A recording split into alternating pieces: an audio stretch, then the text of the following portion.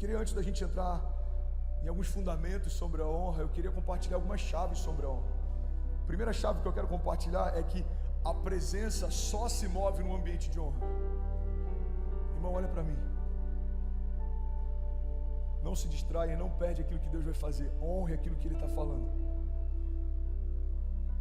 Uma geração motivada não muda a história. Uma geração que se move em princípios, sim. Uma geração que está com expectativa não move a história. Uma geração que tem uma expectativa pautada em princípios, sim. Os princípios são o que sustentam todo mover sobrenatural de Deus. Você está comigo? Diga amém. A presença só se move num ambiente de honra. Sabe uma das coisas que a gente foi muito saqueado em relação à nossa cultura, linguagem, é em relação à forma como a gente apresenta as nossas ofertas, por exemplo. As ofertas, elas eram preparadas, elas eram separadas, elas eram consagradas, elas eram apresentadas. Hoje em dia, por a gente ter meios mais fáceis de fazer, coloca um pouco de dinheiro no envelope, eu passo um cartão numa máquina. Muitas vezes a gente tem perdido o senso da honra que é poder entregar algo ao Senhor. Servir pode ser algo incrível no início, mas se você esqueceu por que você faz o que você faz, o seu serviço pode ser algo automático. Você só vai porque está numa escala. A sua oferta pode ser algo automático. Você só dá porque alguém deu uma boa palavra no dia. Irmão, a gente precisa entender que o modo automático normalmente sabota o sobrenatural, porque a gente precisa ter consciência de por que faz o que faz. Por que você é cristão? Por que você vem numa igreja? Por que seus filhos estão aprendendo sobre Jesus? Não é só sobre a gente ter um conjunto de moral e conduta melhor. É sobre nós nos reunirmos para termos um encontro com o único que mudou a nossa história, com o autor e consumador da nossa fé. E se esse encontro vem esvaziado de expectativa, alguma coisa precisa ser repensada. Homens andavam quilômetros, dias debaixo do céu, no meio do deserto, para ouvir Jesus falar, para poder ter um encontro com Ele. Irmão, olha para mim, pessoas caminhavam por dias para ter um encontro com Jesus. Eu não consigo imaginar que alguém ia para esse encontro sem uma expectativa de algo sobrenatural. A Bíblia diz que aquela mulher que sangrava, ela dizia: se eu apenas tocar na orla das vestes dele, certamente eu serei curada. A expectativa pelo sobrenatural é uma forma de honrar a Deus. O temor, quando Deus fala, é uma forma de honrar a Deus. Fecharmos o acesso de qualquer coisa que nos distrai enquanto a presença flui é uma forma de honrar a Deus. Eu lembro que eu estive na Bethel alguns anos atrás e me impactou muito a densidade da presença de Deus fluindo naquele lugar. E uma das pessoas do time da Bethel falou para mim: a gente tem uma cultura aqui de honrar a presença. A gente ora até que a presença venha, e quando a presença começa a se manifestar, a gente honra a presença para que a intensidade dela seja cada vez maior. Toda a comunidade de fé que aprendeu a honrar a presença viveu coisas singulares. Por quê? Porque quanto mais honra e mais expectativa, mais glória, mais mover. Alguém está comigo? Diga amém. Sabe outro princípio importante sobre a honra? É que todo princípio que você quebra, quebra você. Declara isso comigo, diga: o princípio que eu quebro, me quebra. Mas o princípio que eu honro, me honra. Hoje pela manhã eu compartilhei algo que a gente está vivendo como igreja. Eu quero compartilhar isso para edificar a sua fé. O que a gente tem como entrada em algumas semanas, nas últimas semanas, é comparável ao que a gente tinha como entrada no passado em 2 meses. Então, imagina, a cada semana um bimestre de entrada. A cada semana um bimestre de entrada. A cada semana um bimestre de entrada. E por que eu estou falando isso? Porque muitas coisas que a gente começou a fazer aqui há algumas semanas atrás tem a ver com entrega. A gente precisou abrir mão de algumas coisas, a gente precisou confiar, a gente precisou se lançar em dependência, a gente precisou se mover só tendo uma palavra. O caminho foi construído enquanto a gente caminhava. A gente precisou se expor, porque toda vez que Deus te dá uma visão e você confia e se move nela, se der errado, todo mundo vai perceber que você se moveu por uma precipitação, não por uma direção. Então todas as vezes que o pastor ou o líder fala: vamos fazer isso, tem como, pastor? Não tem, mas Deus vai fazer. Tem como pagar? Não tem, mas Deus vai pagar. Irmão, se der errado, todo mundo vai dizer que o líder foi precipitado, mas se der certo, todo mundo vai dar glória a Deus. E o desafio da liderança é você entender que se Deus te deu uma palavra, Ele não precisa me ajuda aí, gente, que eu estou cansado. Às vezes foge algumas palavras. Ele não precisa te convencer que vai dar certo. Então, quando você honra uma direção, mesmo que não faça sentido, Deus honra você. Quando você honra uma direção, mesmo que não faça sentido, Deus honra você. A gente olha para a história de Abraão. Deus diz para Abraão: sai da sua terra e sai da sua parentela e vai para o lugar que eu vou te mostrar. Abraão não tinha um plano, Abraão não tinha um mapa, Abraão não tinha todas as respostas, mas ele honrou o pedido e Deus honrou a entrega.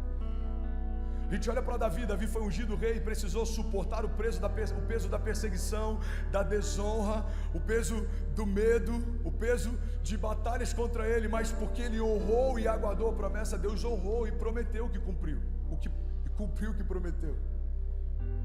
Então a gente tem que ter entendimento que a honra é um princípio fundamental, e todas as vezes que eu quebro esse princípio me quebra. A gente vê a história de Davi também marcada por desonra. Davi tomou para si uma mulher que não era sua. O seu filho tomou para si todas as mulheres de Davi.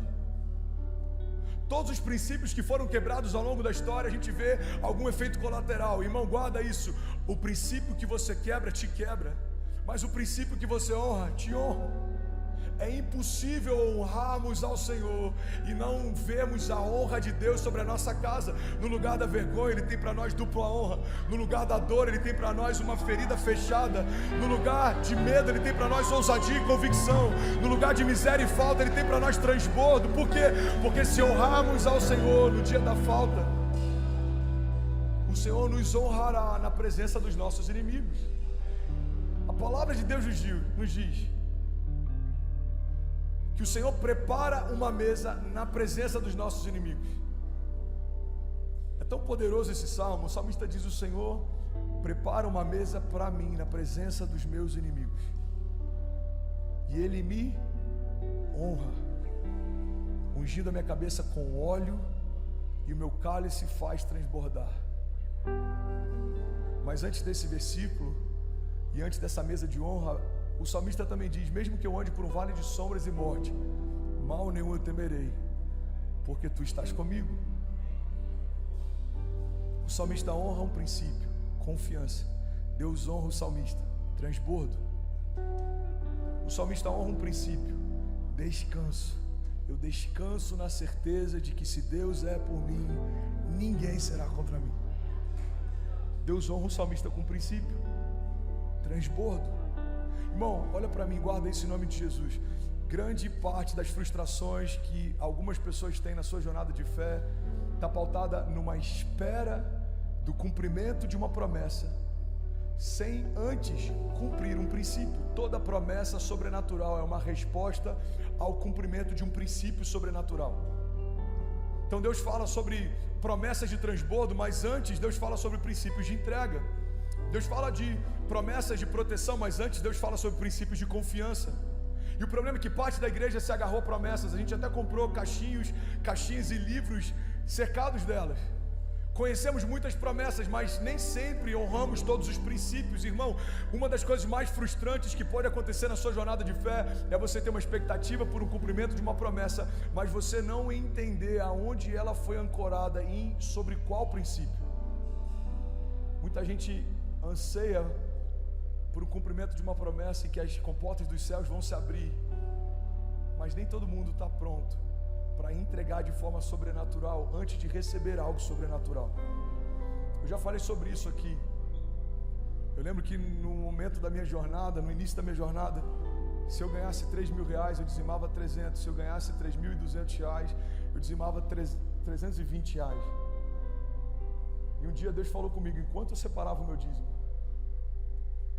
quando você vai derramar, você faz cálculos, mas quando você me pede sem medida. Quantas vezes essa não é a nossa oração? Deus abre as comportas dos céus e derrama a bênção sem medidas, mas na hora de entregar, a gente se torna matemático. Não, isso aqui é demais, eu já dei um pouco mais na semana passada, deixa eu segurar. Fizemos um evento bilhetado aqui em que 100% do valor ia para a obra da igreja, e algumas pessoas depois souberam que quem servia não precisava pagar. Não significava que não poderia pagar. Você pode ofertar 60 reais e servir, ou você pode não pagar se você não puder e servir. E algumas pessoas começaram a mandar mensagem perguntando: pastor, mas eu já comprei, como é que eu faço? E a nossa resposta foi: desconta no dízimo. É estranho a ideia de devolver algo que foi semeado. Gente, eu volto a dizer o que eu falei hoje de manhã. Talvez eu perca 20% dos nossos membros depois de uma palavra de alinhamento como essa. Mas os 80% que vão ficar vão ser mais fortes e maduros. E a gente vai viver algo sobrenatural. Amém? Eu não estou preocupado em atrair mais multidão. Eu vou ser cobrado pela maturidade na fé que a gente vai adquirir depois de anos caminhando junto. Qual é o sentido? Reaver uma oferta que foi lançada, reaver uma semente que foi liberada. Mas muitas vezes a gente é assim, peraí, acabei pagando aqueles R$60 que não precisava, então peraí, deixa eu te contar aqui, irmão, não seja matemático na sua entrega, porque Deus nem sempre é matemático no seu transbordo. Você está comigo? Deus está pronto para derramar. O princípio que a gente honra a gente. Provérbios 11:25, o generoso prosperará. Aquele que dá alívio a outros, alívio receberá. Filipenses 4:19, o meu Deus suprirá todas as necessidades de vocês segundo as suas riquezas em glória. Mas antes, versículos antes, Paulo está dizendo, olha, vocês sustentaram o mover no momento mais difícil da igreja, e eu tenho uma palavra para vocês, o meu Deus suprirá todas as necessidades. O problema de ansiar pelo cumprimento de Filipenses 4:19 é negligenciar tudo que aconteceu em Filipenses 4:18, 17, 16. Uma geração frustrada com a ausência do cumprimento de promessas é uma geração que negligenciou o entendimento dos seus princípios. Deus honra quem honra a sua palavra. Deus honra promessas se a gente honrar os princípios. Faz sentido? E é sobre isso que eu quero falar nessa noite, sobre honra. A desonra impede o fluir. A desonra cessa. A desonra impede o milagre. Mas na mesma proporção, de forma oposta, a honra atrai milagres, a honra atrai transbordo, a honra atrai a presença, a honra sustenta a presença, a honra gera algo sobrenatural. Sabe outra chave importante sobre honra? Que não existe honra parcial. Honra é como gestação, ou você está grávida ou não está.